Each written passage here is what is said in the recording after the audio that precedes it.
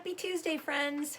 Today is May 5th, and that means that it is Cinco de Mayo, which is a Mexican-American holiday.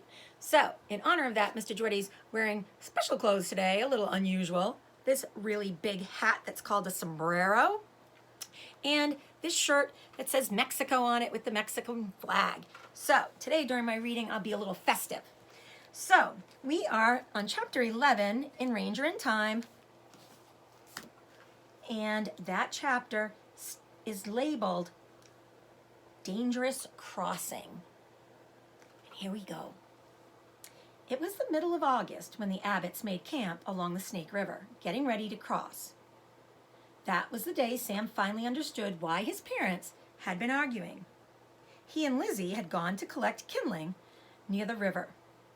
They were walking back to the wagons when Ma's voice came drifting over the tall grass.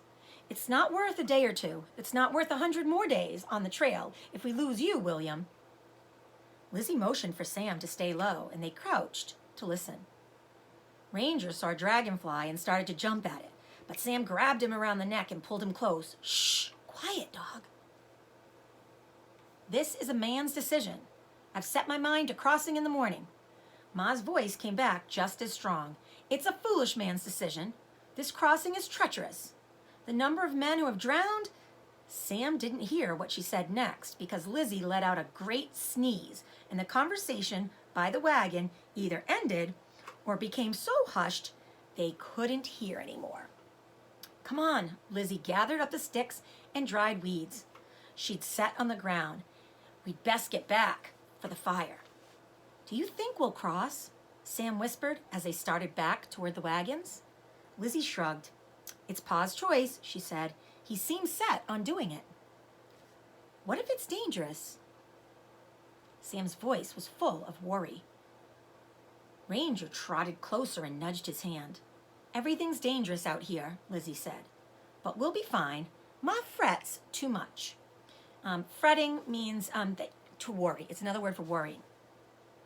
In the morning, Pa paid some Shoshone men to ferry the wagons to the other side of the river. That's how Ma, Lizzie, Sam, Amelia, baby Isaac, and Ranger crossed, too. They were on the far side of the river when Pa and the other men mounted their horses to drive the livestock across. Ma stood in the mud at the edge of the river. Sam could hear her whispering prayers. 3 Island Crossing was named for the 3 islands in the middle of the Snake River. Travelers used 2 of those islands to get across. The guidebooks said getting from shore to the first island wasn't too difficult, and crossing from the first island to the second wasn't bad either. The last crossing from the second island to shore was the longest and the hardest, 300 yards with a mean, fast current. Sam wasn't sure if it was last night's rain or the fact that his father had to cross soon that made the river look so swollen and fast and hungry today. "Here they come," Lizzie said, squinting across the river. Squinting means that she was looking. She was trying to look because it was a distance away, so she was squinting her eyes to get a good look.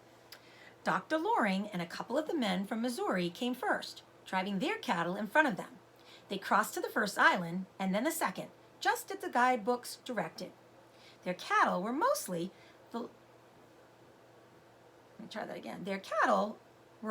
across the last stretch from the second island to shore when Dr. Loring's horse reared up. So rearing up means, if you've ever ridden a horse, it's when the horse's front legs start to go up in the air and they kind of buck you a little bit. "Oh no!"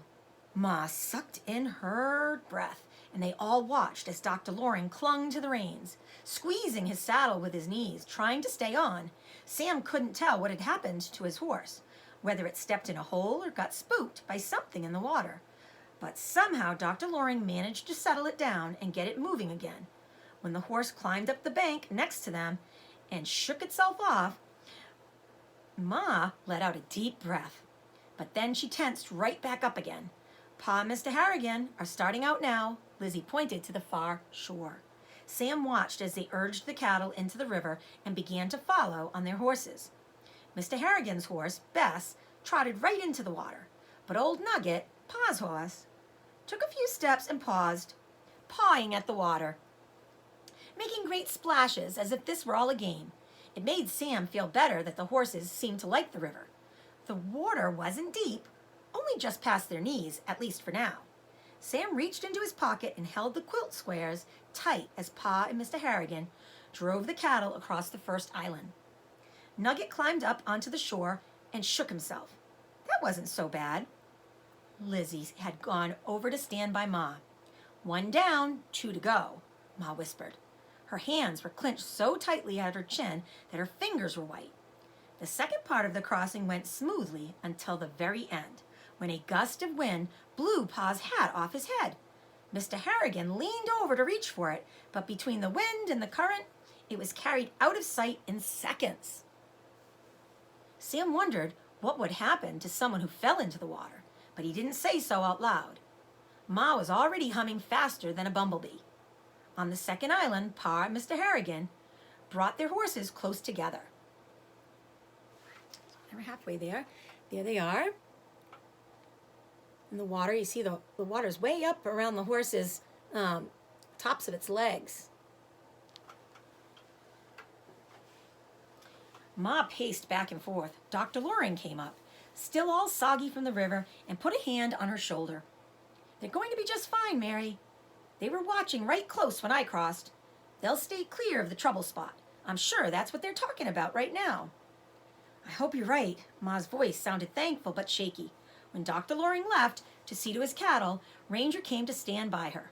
I suppose you're looking for bacon, she said, hands on her hips. Well, dog, if they come through this safe and sound, you can have a whole slab of it. How's that?